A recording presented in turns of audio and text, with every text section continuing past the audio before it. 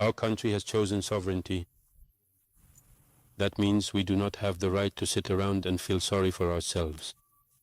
We do not have the right to just sit and wait every time for someone to come and feed us. And the work that these people have done here is proof that they are resilient. It is proof that if they have a bit of support, if they have technical assistance, these people can achieve great things.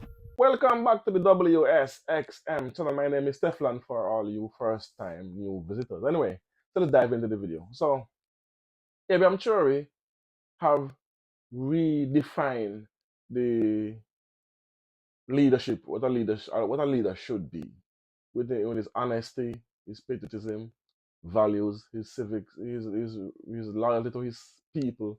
His one of his motto is death for our homeland. So anyway, why am I saying this? But we're gonna look at this heartwarming video, and then we're gonna talk about what the significance of this video is in the grand scheme of things. Take a listen.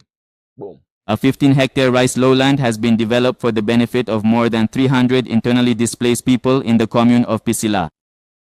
This initiative was made possible thanks to the generosity of this elderly man who agreed to give up his land without compensation to allow these vulnerable people to live with dignity. These displaced populations were suffering greatly. They had nothing to eat. They did everything they could just to have some porridge to calm the children. As soon as they came to ask me to rent them the land, I got goosebumps. I gave them the 15 hectares for free. Indeed, he gave us his land without compensation, so that we could live with dignity and avoid begging.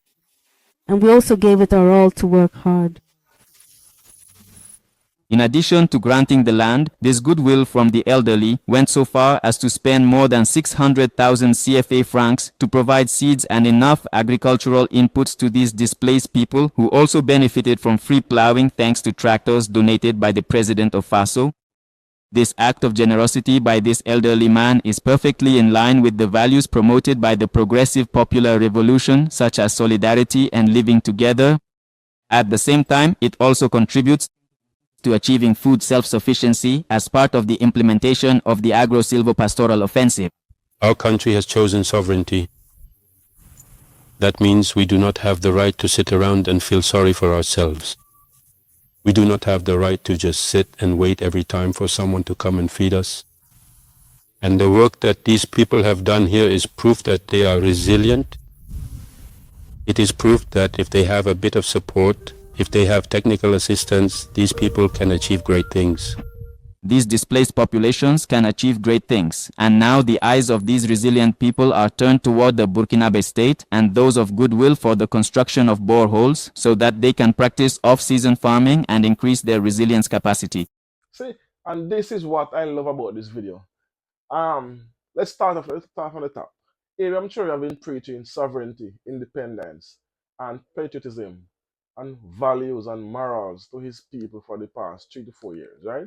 So you can see that it's actually penetrating and going through the citizens' head. And cause if I have to list all the things he have done for the country, both in development and in human resources, it will take me an hour to list out everything. But I'm going to break this down a little bit. The 300 displaced citizens, which means they don't have nowhere to live. They don't have no land, they don't have no house, it was taken, and it was destroyed by most likely militant groups, right? So they came to this gentleman to rent the property. He decided he was so moved by most likely his leader, Ibrahim Traoré, for when it comes down to values and morality and patriotism. He gave the land for free to these people to farm it and live on it. And he even aided them in farming the property, giving them seeds and all this. So that proves that Burkina Faso development is not only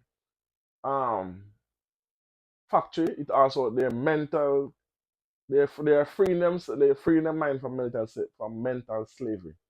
So that shows you I'm sure is getting through to his citizens. And listen to what one of the recipients of the property said.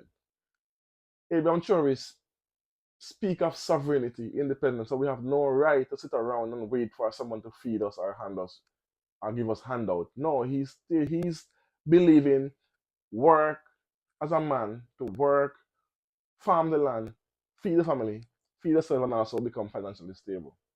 Which means they can sell these produce of the excess that they have from after they gather enough to feed themselves and sell the rest to make money to continue the work, and they can also acquire more land eventually, because eventually we have land given out and also funds to help farm, and also the tractors and plows, all those things are provided by the government. So I'm saying that to say this is the kind of leadership African country, the African continent needs, and the Caribbean. If we have any leader like this in the Caribbean who preach values, morality, patriotism, and never lies, and speak and also speak of sovereignty and of independence. I'm saying fully independent. Not it's not semi-independent like my country Jamaica is semi-independent. We're still under the thumbs of the king. Sorry about that. So this warms my heart to see a citizen, first of all, giving away his property for free without compensation. That's basic. That's almost unheard of. Then also aided them in farming the land, building the land to live on the land.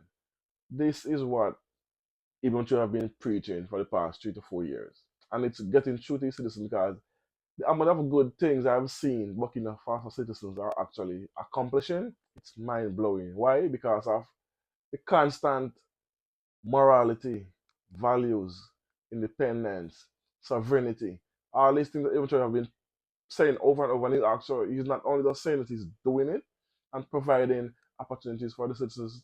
He's not listen, I'm sure he's not giving handouts. He's not handing out money, free money to anyone. He's telling them must work and build yourself.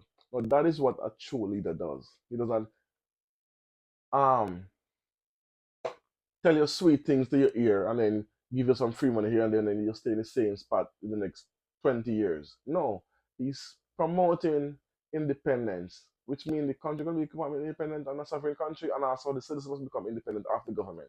Don't depend on the government. The government is there to aid and assist, not to be your parent to you. You're not a child. So anyway, I love this video because of the mindset of Burkina Faso has shifted so drastically. It's making the country develop both on the economical side and on the human resources side and the mentality. And that is what we need. You can just imagine Africa has 54 countries on the continent. You can imagine if we have half that amount of countries, let's say 22 countries, not 22, 27 countries, do the same thing. Well, 26, including Burkina Faso. No, not 26. 27. Let's say 24, because Niger, Mali, and Mali, Niger is also following these footsteps. A few other countries too. You have Senegal, you have Togo, you have Tanzania, you have Namibia. So there are a few countries that are following the footsteps of Ibrahim Traoré. Yeah, you have the diamond country, Botswana. Botswana, yeah, so they are following the footsteps. But we need more countries to follow this blueprint to make Africa become one of the greatest continents by far, because we have the resources to do it. So anyway, let me know what your thoughts on this video, and also hit me up in the comment section so we can have a conversation. Thanks for watching. Boom.